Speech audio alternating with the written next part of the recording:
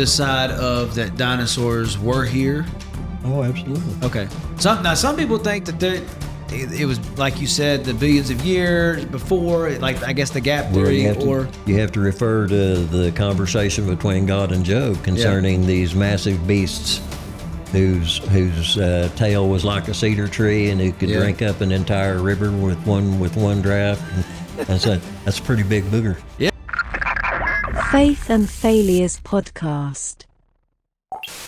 Yeah. But so, what questions or challenges are you currently exploring regarding biblical creation? Is there something like what's your interest right now as far as, are you just like it as a whole, or do you? I know you were studying for the class, you're studying for this, but is there something that what's kind of your favorite part of the creation story? Well, just that it's just the fact that it's fundamental to the rest of the story. Yeah. That's the main thing to me. And it really doesn't require a lot of searching out. It doesn't require a lot of study. I love to support the Institution for Creation Research, for instance. The man that wrote the Book of Beginnings, he's like the third in the line. He was not a physicist. He was not a scientist. He was a theologian, but he grew up in this atmosphere. His granddad was the founder of the organization, and I believe he was a physicist, and he had begun a long time ago gathering people of that community to begin to look more precisely at God's Word and how what we're studying and our assumptions that we're making about what we're studying measure up with what's being said in God's Word. So, but even though he's a theologian, he's very scientifically fluent in terms of his presentation. You grow up around it. I guess you pick up a thing or two. And he's no longer living, but he had quite a he is part of quite a legacy. Did he have any children that continued that? I think he had a son, but I don't think he's got this guy's name was the third. I don't think I don't think he had a fourth, but I think yes, I'm pretty sure he had children. They have podcasts. The ICR has podcasts also on different topics. Well, that goes into my next question. So what would be, for those listening, and I will try my best to remember to cite down below any books or podcasts or YouTube channels or whatever that he mentions on this specific topic, so that you yourself can become a good steward of the Word and understand creation to the fullest. So what would be podcasts, YouTube channel, books? What would be some of your top favorites that you've gleaned from the most? Well, I mean, that's pretty much it. As far as external books, I had quite some time back in the mid-90s, some people we went to church with, the Blacks, had some videos that they got from another organization, the Creation Museum in I knew it was going to happen, Glen Rose, Texas, and in this.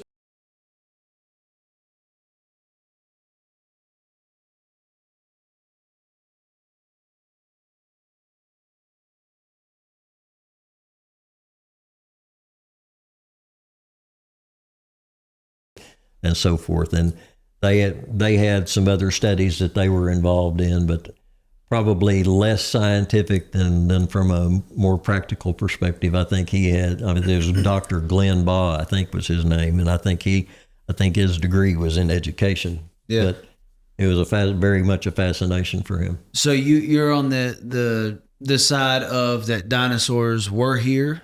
Oh, absolutely. Okay. Some people think that it was, like you said, the billions of years before, like I guess the gap theory, you have to refer to the conversation between God and Job concerning these massive beasts whose tail was like a cedar tree and who could drink up an entire river with one draft. And so that's a pretty big booger. Yeah. But no, I mean, everything was created at the same time.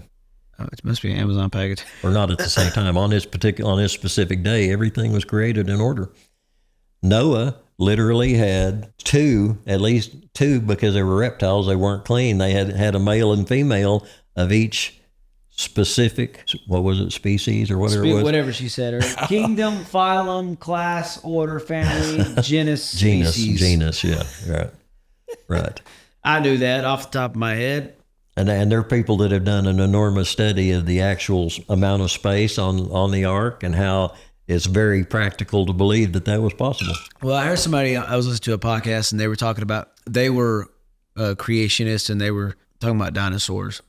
And they, we think if they took two of every kind, that means they had the full grown beast or whatever, but they could have babies. They could have eggs. They could have most likely had adolescents. Yes. Yeah. So when you think in those terms, it's like, okay, well that gives a lot more space back when you're not trying to compact all regular full size monsters in there. And definitely have to consider the fact that it wasn't like 2 Great Danes and 2 German Shepherds and 2 Schnauzers and et cetera, et cetera. It was the canine species or genre or genus or whatever and so forth. Is how all that came about. So some people think, well, if you took 2 of every kind, if you took 2 of everything that exists, so you'd be picking each one of these individually and putting them on there, and that's just not how it worked. Well, that's something I don't understand either. Like, how has things, like, speaking of canines, how have they become so diverse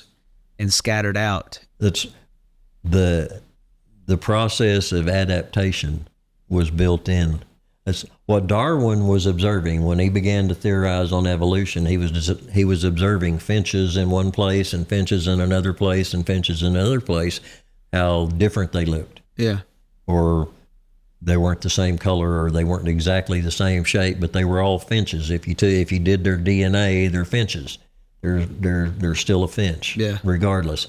So what God built it's called adaptation, or the adaptability of a species in order to, when climate began to change, had to adapt to colder weather. Yeah. So they started developing heavier furs and so forth. Now, what would you say to the person who would argue the fact that that's evolution? But that isn't evolution. It's the same species. It's the same DNA. So evolution is actually changing. That's what evolution says that it does. It says... Okay, so that's like a DNA change. Yes. Okay, okay. I didn't realize that. I was thinking it was I'm thinking more adaptation, I guess, than evolution. That makes sense. So Bigfoot was on the ark, to wrap it. That's how he survived to this day. There are people that really believe. Well, you think about, we all come from the same 2 sets of man and woman, Adam and Eve, then Noah and his wife. Every person on this planet is a descendant of Noah and his wife, who were descendants of Adam and Eve. Yeah. And look at what adaptation has done to the human species. We're still human. Our DNA still says we're human. We're not some subhuman and some kind of human and some not human and then human, which some people would actually literally in times past would like for you to believe. But we're all still human, and we've adapted to environments in different ways. And skin color is most likely one of those. I don't know that, and I wouldn't get into that. I don't know where any of that originated, but I know where we all came from. Yeah, because that's in the truth. That's in the absolute Word of God. It's pretty cool. Well, do you have any closing thoughts or arguments before we wrap up? Love God and know that He made you special and for a purpose. Amen. So thank you so much for joining us again. It is now dark outside. The time change has got me feeling like it's 9 o'clock at night.